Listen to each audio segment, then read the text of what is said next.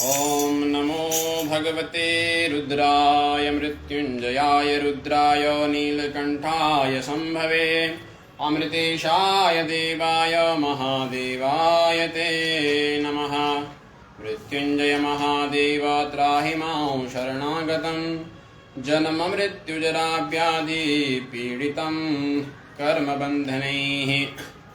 आइए पुनः इस श्रावण माह को मंगलमय करते हुए देवों के देव महादेव की मंगलमय गाथाओं का आख्यान पुनः आज प्रारंभ करेंगे। उससे पूर्व भगवान भोलेनाथ की लिंगाष्टम के द्वारा स्तुति, पश्चात भगवान भोलेनाथ की दिव्य कथाओं का आख्यान।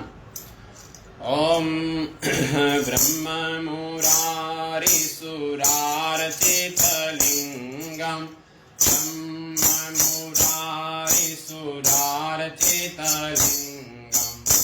निर्मलभासित शोभितलिंगम निर्मलभासित शोभितलिंगम मत्तदुःख विनाशकलिंगम मत्तदुःख विनाशकलिंगम तत्प्रणमामि सदा शिवलिंगम तत्प्रणमामि सदा शिवलिंगम देवमुनि प्रवरार्चितलिंगम देवमुनि प्रवरार्चितलिंगम कामदहं करुणाकरलिंगम कामदहं करुणाकरलिंगम रावणदर्पविनाशनलिंगम रावणदर्पविनाशनलिंगम तत्प्रणमामि सदा शिवलिंगम तत्प्रणमामि सदा शिवलिंगम सर्वसुगन्धिसुलेपितलिंगम सर्वसुगन्धिसुलेपितलिंगम बोधिविवर्धनकारणलिंगम बोधिविवर्धनकारणलिंगम सिद्धसुरासुरवन्दितलिंगम सिद्धसुरासुरवन्दितलिंगम तत्प्रणमामि सदा शिवलिंगम तत्प्रणमामि सदा शिवलिंगम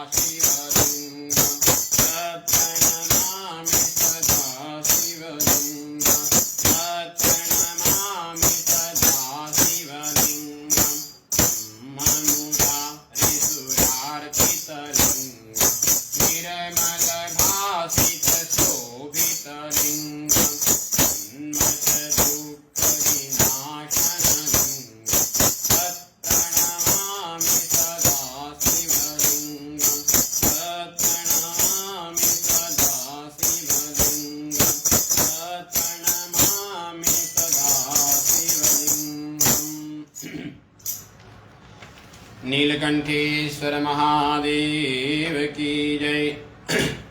गंगा तरंग रमणीय जटा कलापम गौरी निरंतर विभूषित वाम भागम नारायणं प्रियमनंगमदापहारं वाराणसीं पुरपतिं भज विश्वनाथं वाराणसीं पुरपतिं भज विश्वनाथम। आइए पुनः श्रावण माह को मंगलमय करते हुए देवों के देव महादेव की मंगलमय गाथाओं का शिव महापुराण के माध्यम से आज हम 10वें दिवस की इस मंगलमय श्रृंखला में प्रवेश करते हैं। आज पुनः नैमिषारण्य की पावन भूमि पर सौनकादि ऋषियों ने श्री सूत जी महाराज का वंदन किया और उसके पश्चात सौनकादि ऋषियों ने पूछा, गुरुदेव हमारे मन में एक जिज्ञासा है कि पार्थिव शिवलिंग पूजा क्या है और पार्थिव शिवलिंग के पूजन से किस किस प्रकार के फल की प्राप्ति होती है, कृपया करके आप हमें थोड़ी विस्तार पूर्वक से बतलाइए। पार्थिव प्रतिपूजायां विधानं ब्रूहि सत्तमं येन पूजा विधानेन सर्वाभीष्टमवाप्यते।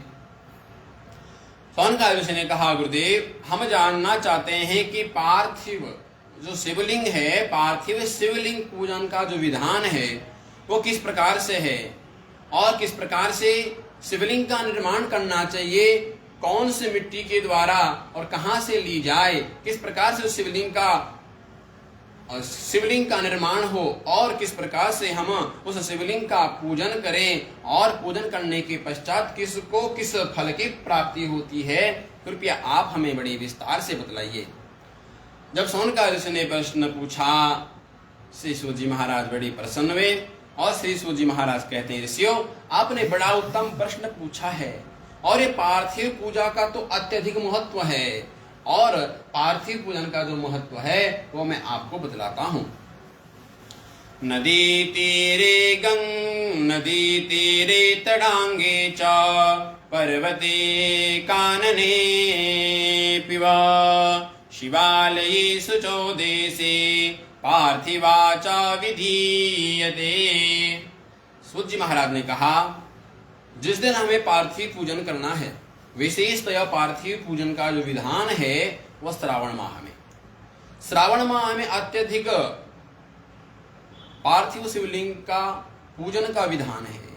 इसका अत्यधिक फल प्राप्त होता है तो श्रावण माह में, इसलिए अत्यधिक फल की प्राप्ति चाहते हैं तो श्रावण माह में। अब श्रावण माह में जब पार्थिव शिवलिंग बनाना है तो सर्वप्रथम मिट्टी चाहिए। उसकी मिट्टी कहां से ली जाए? सूत जी महाराज ने कहा, नदी तेरे तड़ांगे च पर्वते कानने पिवा।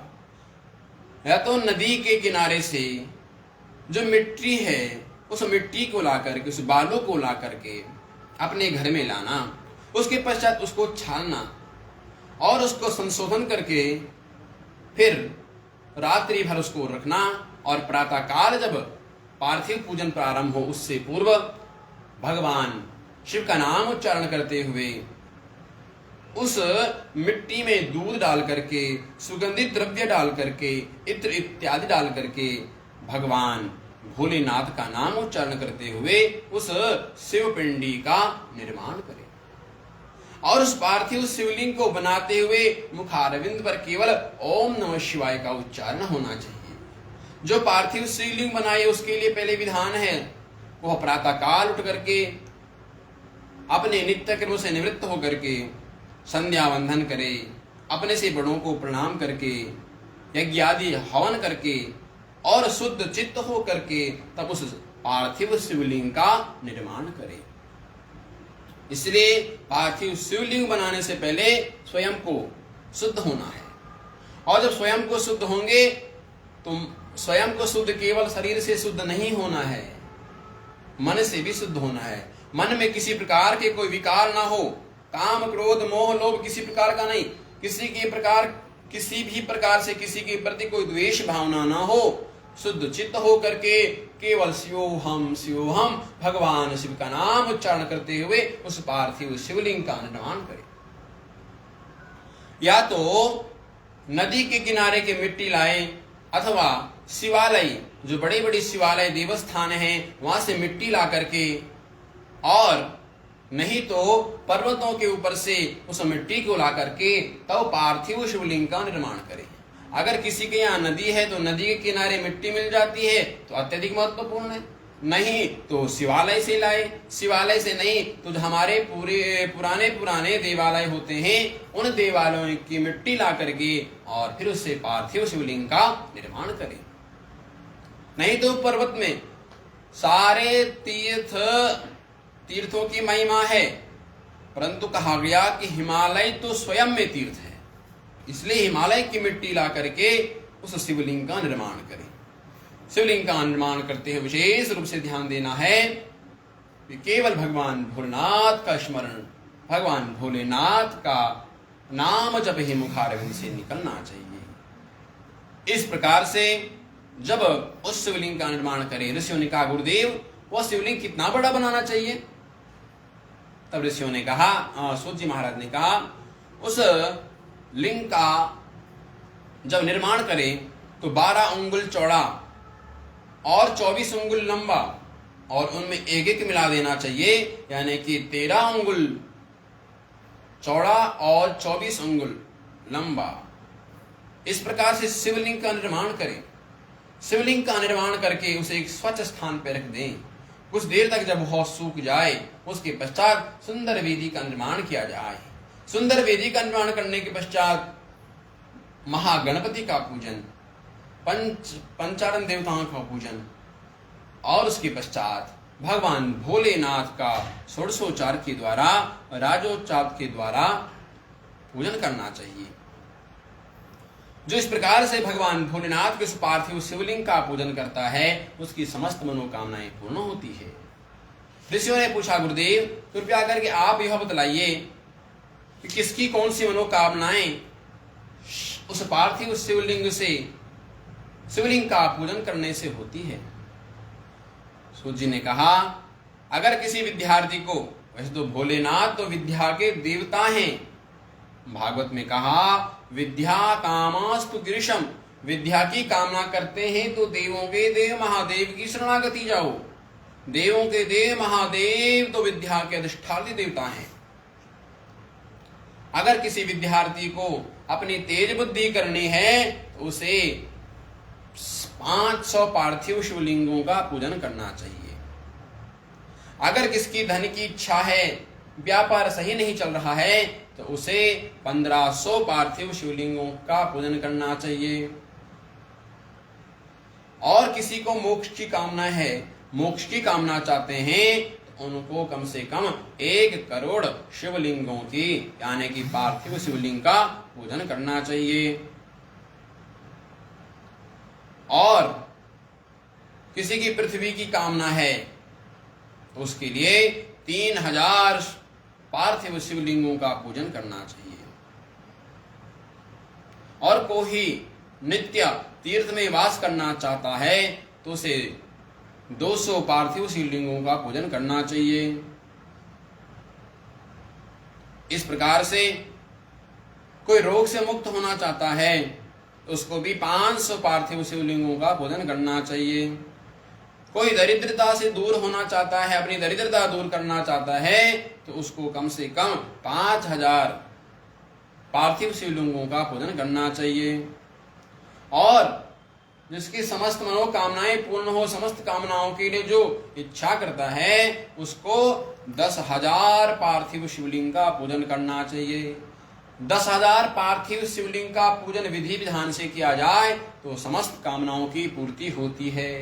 भगवान सूत जी महाराज कहते हैं जिस प्रकार सभी मंत्रों में श्रेष्ठ मंत्र है ओंकार, सभी देवताओं में श्रेष्ठ है देवों के देव महादेव, और सभी तीर्थों में श्रेष्ठ है काशी, उसी प्रकार सभी पिंडी यानी कि शिवलिंगों में श्रेष्ठ है पार्थिव शिवलिंग। इसलिए पार्थिव शिवलिंग का पूजन होना ही चाहिए, और विशेषतया यह पार्थिव शिवलिंग पूजन श्रावण माह में, श्रावण माह में जितना हो उतना अत्यधिक शिवलिंग का पूजन, और जितना हो सके तो गंगा के तट पर, गंगा के तट पर अगर यह सौभाग्य मिल जाए पार्थिव शिवलिंग पूजन का, तो ये तो सोने में सुहावना है। नहीं तो शिवालय में, देवालय में और कहीं स्थान न मिले तो अपने घर में भी पार्थिव शिवलिंग पूजन कर सकते हैं।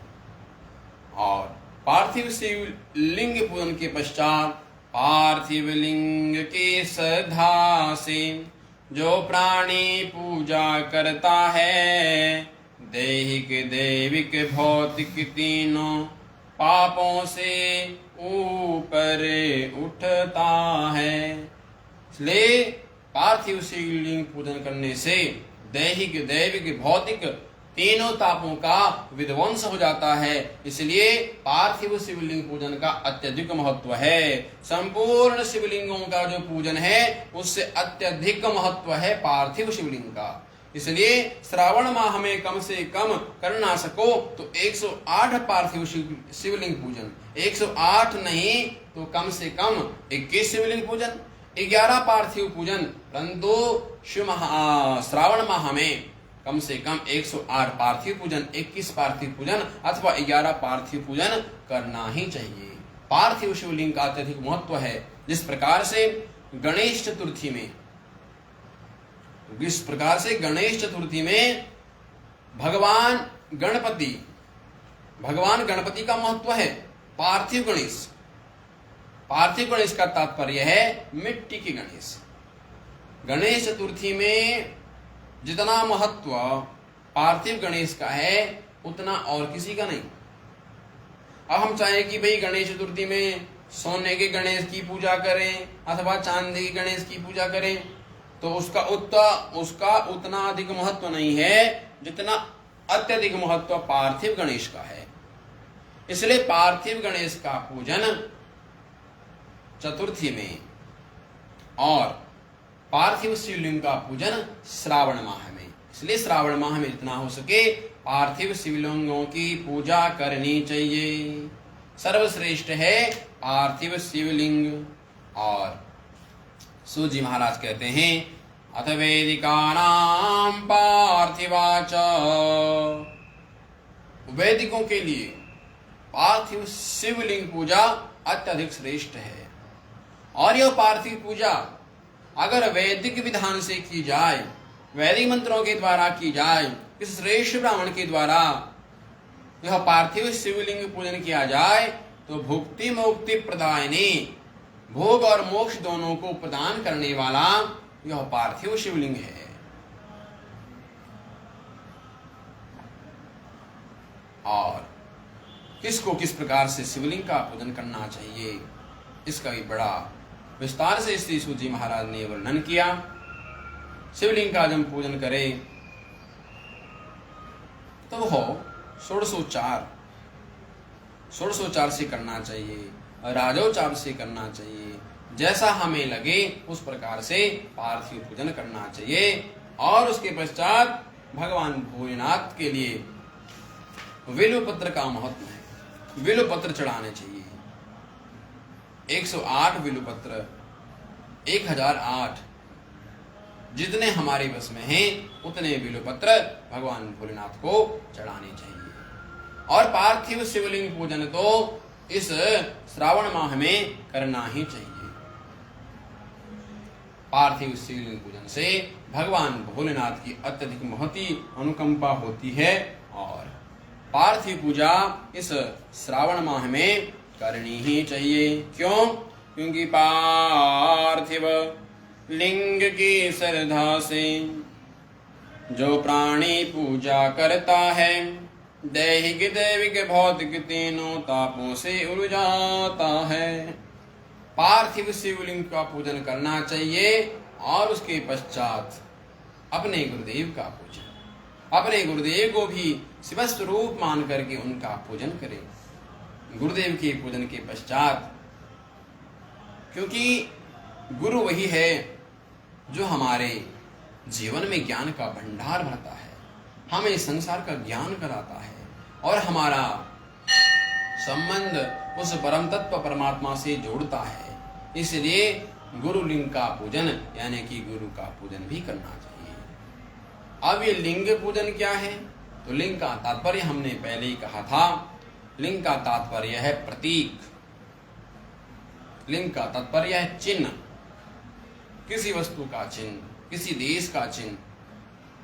चिन्ह ही प्रतीक है, प्रतीक का नाम ही लिंग है। जैसे भारतवर्ष का चिन्ह, भारतवर्ष का लिंग है तिरंगा। हमें संपूर्ण भारतवर्ष की पूजा करनी है तो असंभव है, और तिरंगे की पूजा की जाए तो समस्त भारतवर्ष की पूजा हो जाती है। एक तिरंगे की पूजा संपूर्ण भारतवर्ष की पूजा। तिरंगे का सम्मान भारत का सम्मान, तिरंगे का अपमान भारत का अपमान। तिरंगा की पूजा, तिरंगे झंडे की पूजा तो अपने भारतवर्ष की पूजा। संपूर्ण विश्व की पूजा करनी है, संपूर्ण विश्व की पूजा करनी है तो किस प्रकार से की जाए? तो विश्व का चिन्ह है उसके द्वारा संपूर्ण विश्व की पूजा हो जाती है। लिंग का तात्पर्य केवल एक चिन्ह है, एक प्रतीक है। भोलेनाथ तो विशाल हैं, हम उन भोलेनाथ को किस प्रकार से देख सकते हैं? वो निराकार ओंकार मूलम, वो निराकार भी हैं, साकार भी है, ओंकार भी है। उनकी पूजा करना हमारे बस का नहीं है, इसलिए प्रतीक रूप में, चिन्ह के रूप में, उस लिंग के रूप में भगवान भोलेनाथ का पूजा, केवल और केवल चिन्ह के रूप में। इस प्रकार से भारतवर्ष का चिन्ह, भारतवर्ष का लिंग है तिरंगा, उसी प्रकार से भगवान भोलेनाथ को पूजने के लिए भगवान भोलेनाथ की पिंडी यानी कि शिवलिंग का पूजन, शिवलिंग का पूजन किया जाए तो भगवान भोलेनाथ का पूजा, और तिरंगे का पूजा तो संपूर्ण भारतवर्ष का पूजा। इस प्रकार से तिरंगे का सम्मान तो भारत का सम्मान, तिरंगे का अपमान तो भारत का अपमान। उसी प्रकार से उस शिवलिंग का सम्मान तो सभी देवताओं का सम्मान, उस पिंडी का अपमान तो संपूर्ण देवताओं का अपमान। इसलिए पिंड रूप में भगवान ने कहा, भाई मुझे कैसे जान सकेंगे, हम तो संपूर्ण विश्व में व्याप्त हैं, उस देवों के देव महादेव को कहां तक हम जाने? निराकार हैं, निराकार भी है, साकार भी है। तो जब भोलेनाथ को जान नहीं सकते हैं, इसलिए भगवान ने कहा केवल कुछ ना करो तो शिवलिंग की पूजा करो, इस पिंडी का पूजन करो तो तुम्हारा पूजन मुझे पहुंच जाएगा। इसलिए पिंडी का पूजन भोलेनाथ का पूजन। इसलिए भगवान भोलेनाथ की पूजा अपने हाथों से होनी ही चाहिए। जब तक जीवन है, जीवन में तो संपूर्ण जीवन में एक ऐसी दिनचर्या बना लेनी चाहिए कि हमारे हाथों के द्वारा एन केन प्रकार से भगवान भोलेनाथ का पूजा होना ही चाहिए। और इस श्रावण माह में जितना हो उससे अत्यधिक पार्थिव पूजा, पार्थिव पूजायाम, पार्थिव पूजा से भगवान भोलेनाथ अत्यधिक प्रसन्न होते हैं। उस पार्थिव पूजा में हम जितना हमारे बस का सामर्थ्य है हम उस सामर्थ्य के अनुसार करें। 3 ब्राह्मणों का वर्ण करना है तो 3 ब्राह्मणों का वर्ण करें, नहीं तो 5 ब्राह्मणों का वर्ण करें, 7 ब्राह्मणों का वर्ण करें, 11 ब्राह्मणों का वर्ण करें, और दिव्यता से वेदियों का निर्माण किया जाए और उसमें भगवान भोलेनाथ के पार्थिव शिवलिंग का पूजन सुंदर वेद मंत्रों के द्वारा, वेद की श्रुतियों के द्वारा वह भगवान भोलेनाथ का अभिषेक हो, और विधि विधान के द्वारा जब भगवान भोलेनाथ का पूजन होगा, उनका अर्चन होगा, तो हमारी जितनी कामनाएं हैं संपूर्ण कामनाएं पूर्ण होगी। परंतु विधि विधान के साथ देवो भूत्वा देवम यजेत, देवताओं को पूजने के लिए हमें स्वयं पहले उस अवस्था में आना पड़ेगा। इसलिए पार्थिव शिवलिंग का पूजन इस श्रावण माह में करना ही चाहिए, और श्रावण माह में कम से कम 108, 11 और 11 में नहीं तो एक पार्थिव शिवलिंग पूजन होना ही चाहिए। और जितना हो सके इस श्रावण माह में ओम नमः शिवाय का जप। इस प्रकार से पार्थिव शिवलिंग का विधान है, वो तो बड़े विस्तार से है, सूर्य महाराज ने बड़े विस्तार से इसका वर्णन किया है। परंतु समय का अभाव होने के कारण आज की कथा हम यहीं पर विश्राम देते हुए और पुनः आज भगवती मानंदा देवी की स्तुति गाते हुए आज का कार्यक्रम यहीं पर समाप्त करेंगे। आइए मिलकर के मां जगत जननी नंदा की स्तुति करेंगे। आई शिवे प्रिये आई शिवे भवे शंकर प्रिये आई शिवे भवे शंकर प्रिये हिमवत सुते ब्रह्मरूपिणी हिमवत सुते ब्रह्मरूपिणी सकल देहिना पापकर्षिणी सकल देहिना पापकर्षिणी विविध वंदनी तां वयं नुमः विविध वंदनी तां वयं नुमः नंद भगवती तां वयं नुमः नंद भगवती तां वयं नुमः मय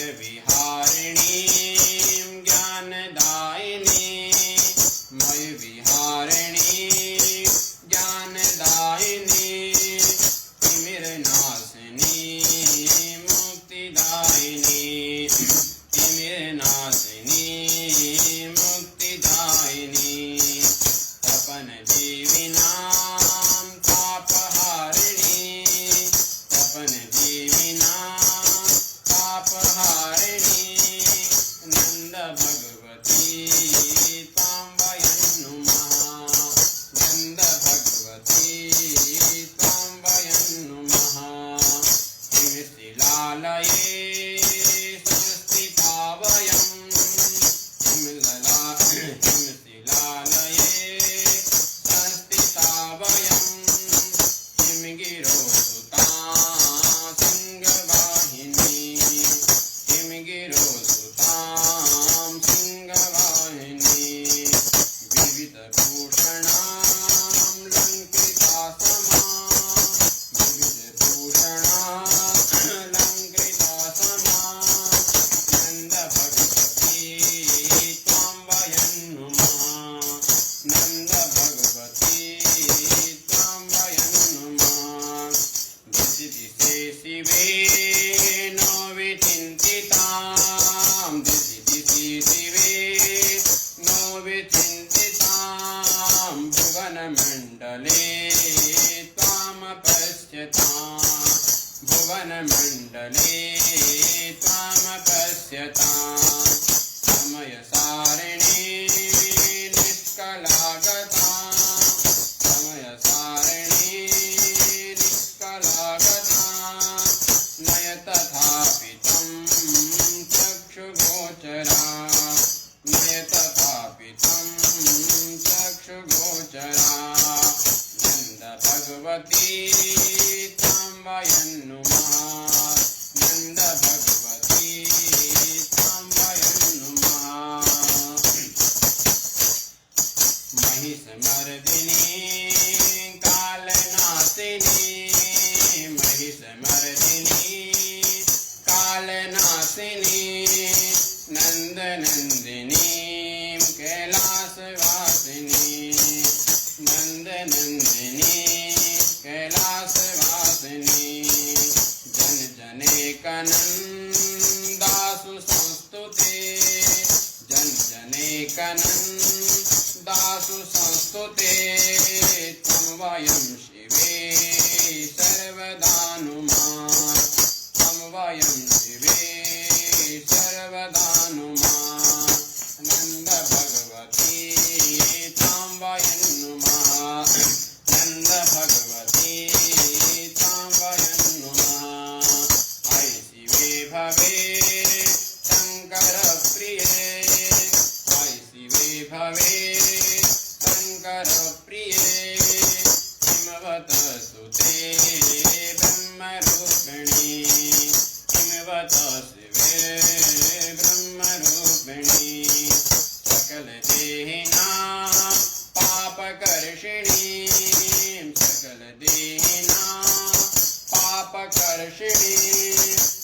विविधवन्दिनीं तां वयं नुमः विविधवन्दिनीं तां वयं नुमः नन्दभगवती तां वयं नुमः नन्दभगवती तां वयं नुमः नन्दा माता की जय नीलकंठेश्वर महादेव की जय श्री केदारेश्वर महादेव की जय मालेश्वर महादेव की जय ओम नमः पार्वती पतये हर हर महादेव हर तत्सत् श्री नीलकंठेश्वर महादेव चरणार्पणमस्तु।